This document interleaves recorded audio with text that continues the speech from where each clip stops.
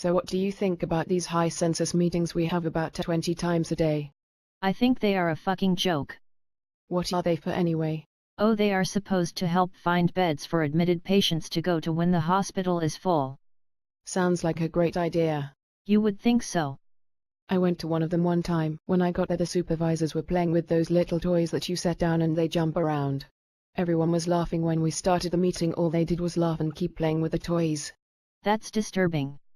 Disturbing? It was a fucking joke. As an emergency room nurse, I was pissed. To operate a hospital efficiently, the emergency department needs to know what beds are available in the hospital for admits to go to. Well, that seems pretty straightforward. You would think so, wouldn't you? Well, why doesn't it work then?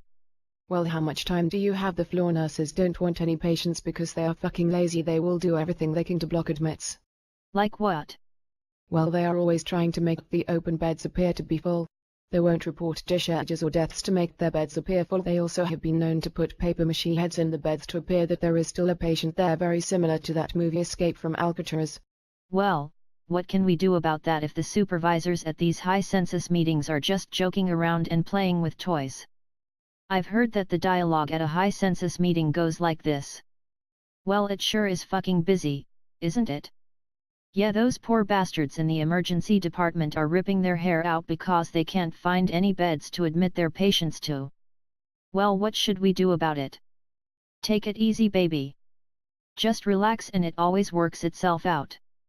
You're right. Great meeting. So I have a few ideas about how we can remedy the problem. Please go on.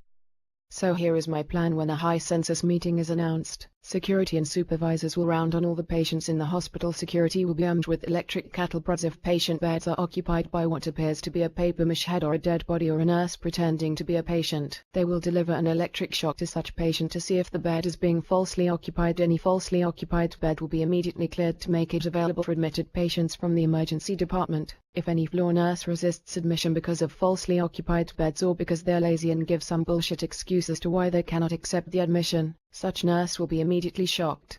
That's an amazing and fair plan. What if the nurse involved is a repeat offender?